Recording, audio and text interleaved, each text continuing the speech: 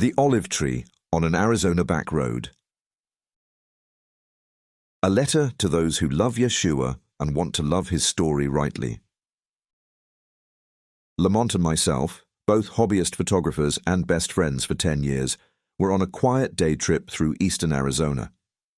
We were chasing forgotten beauty, old farmhouses, sun-bleached signage, buildings leaning into the desert wind. Somewhere between cracked brick and blue horizon, our conversation drifted toward the olive tree. Lamont asked what I meant when I said, "The Old Testament is our history recap." I told him, when Jewish people speak of those scriptures, we're not rehearsing a religion, we're remembering a relationship. It's the record of how God revealed himself, what pleases him, what angers him, how he disciplines, and how he restores. Israel's story isn't a myth. It's a mirror that shows humanity what the living God is like. God didn't choose Israel out of favoritism, but out of covenant love, so the world could see his faithfulness, Deuteronomy 7:7-8. And right there in that dusty drive, as we passed the skeletons of old mining towns, the light came on for both of us. Scripture as family history. If Israel is the family through whom God revealed himself, then the Torah, prophets, and writings aren't the preface to Christianity, they're the foundation. They are not fiction, not propaganda, not myth. They are memory. I've often said, if this book was staged, it would never look the way it does. If someone were fabricating a religion, they would never include what's in these pages. No human author would write a story that exposes its own heroes so completely. Their failures, their betrayals, their blindness, their desperate need for mercy. What kind of nation would record its own rebellion? What kind of king would preserve the psalms of his own repentance? What kind of prophet would write down his despair? What kind of people would canonize their shame? If this were a human creation, it would be polished, self-protective, flattering. But it isn't. It's raw. It's painfully honest. It bleeds with failure and forgiveness. That's what makes this book sacred. It tells the truth about humanity and about God. A God who keeps loving through every collapse, who writes redemption right into the ruins. The scriptures don't flatter, they transform. They show a God who stoops low enough to make holiness possible, a covenant that endures every breaking. The story doesn't glorify Israel, it glorifies the one who refuses to abandon her. That's what makes this story different from every other story in the world. Yeshua didn't arrive to start something new. He came to make that story live, Matthew 5:17. He came to prove that the God who parted seas and wrote on stone was the same God who would now write his ways on human hearts, Jeremiah 31:31-33, Ezekiel 36:26-27. If the Bible were written by man alone, it would flatter the reader.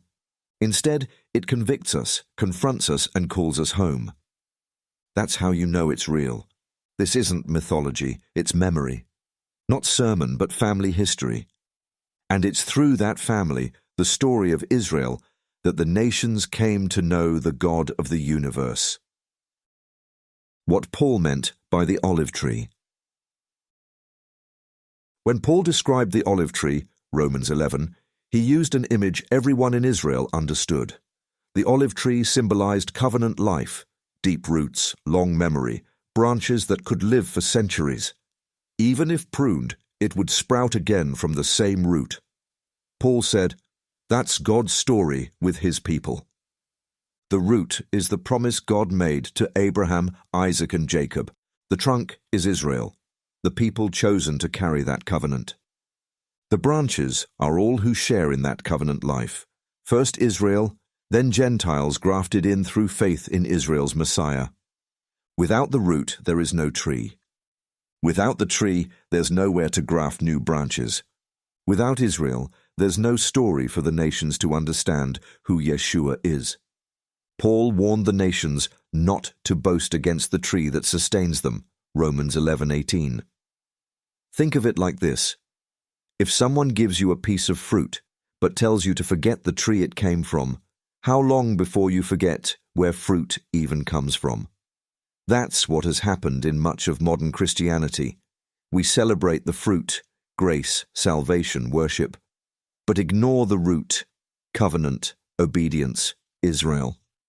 When you forget the root, your faith becomes like a flower in a vase, beautiful for a moment, but already cut off from life. Everything the nations know about holiness, justice, mercy, and salvation began with Israel. Abraham's trust, Moses' obedience, David's worship, the prophet's courage. This is the soil where Yeshua grew. You can't have the Messiah without his people. You can't have the gospel without Genesis. You can't have salvation without revelation. No root, no tree, no Israel, no Messiah, not without Israel. This is what Paul meant. He wasn't describing a new religion. He was describing God's single covenant story. One root, one tree, one plan to bless all nations through Abraham, Genesis 12:3. The Gentiles aren't replacements, they're guests grafted in by grace. The beauty and the burn of Israel's story. Israel's scriptures don't hide her failures. They reveal God's faithfulness through them. They show what he loves, what wounds him, and how he restores, Micah 6:8, Jeremiah 2:13. The prophets speak of both judgment and mercy, exile and return. Paul, a Jew himself, said it plainly. Has God rejected his people? By no means, Romans 11:1. God's gifts and calling are irrevocable, Romans 11:29. Israel's disobedience didn't cancel the covenant, it magnified grace.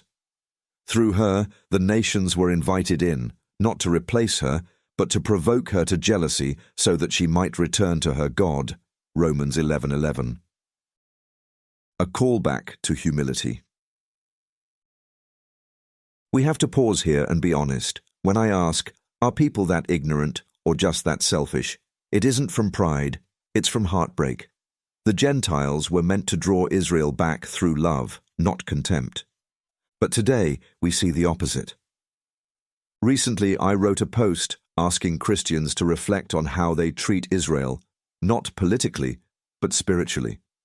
Within hours, I was attacked by people who called themselves believers, and what came out of them was the worst anti-Semitism I've ever seen. Some even said Yeshua's name was Lucifer.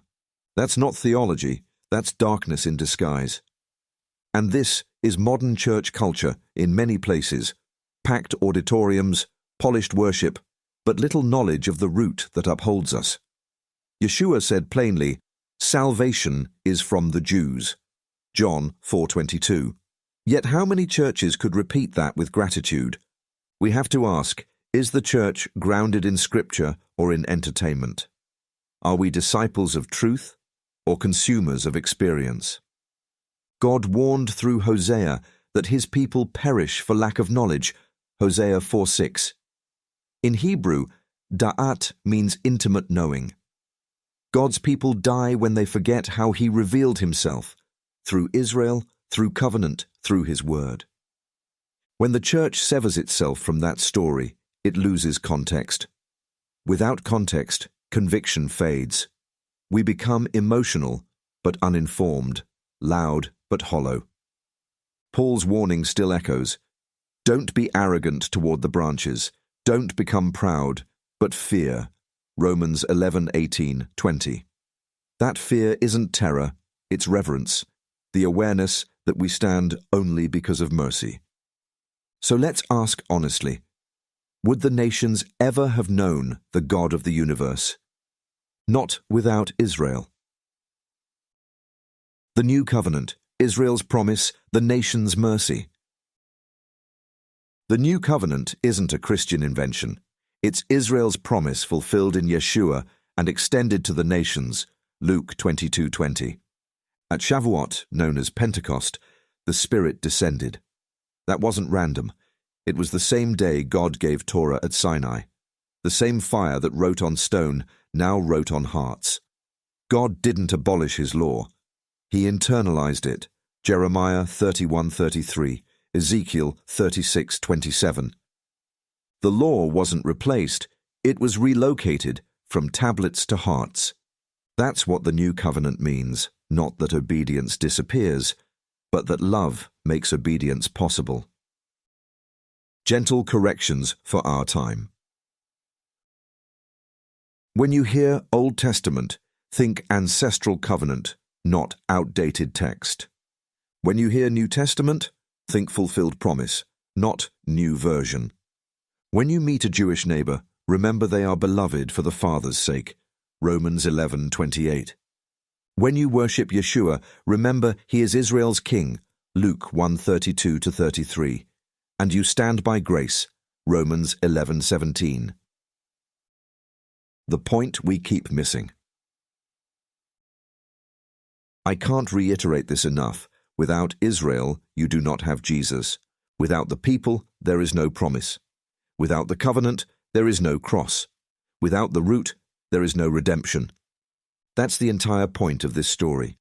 God's plan was that a nation with a hard heart would one day be shown love by a nation grafted in as a thank you, not as a replacement. The Gentiles were never called to erase Israel. They were called to love her back into remembrance.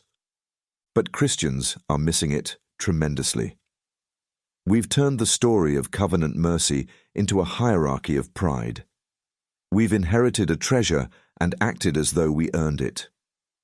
The very people through whom salvation came have become the ones modern believers feel free to scorn, ignore, or lecture.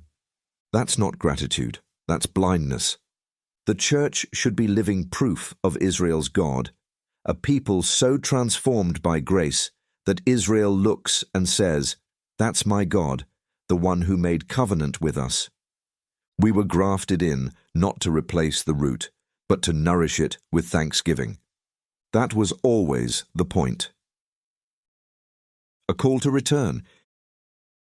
It's time for humility from Jew and Gentile alike, to lay down arrogance, to rediscover the root that sustains us, and to let the Spirit inscribe what Moses carried into our hearts. One tree, one root, one story. The nations don't replace Israel, they join her. The church will find its strength only when it remembers where it came from. Jeremiah saw the day when all nations would gather to Jerusalem, to the throne of the Lord, Jeremiah 3:17. Zechariah foresaw 10 men from every nation taking hold of the robe of a Jew, saying, "Let us go with you, for we have heard that God is with you." Zechariah 8:23. So this week, read Jeremiah 31, Ezekiel 36, and Romans 11 together. See the pattern, feel the continuity.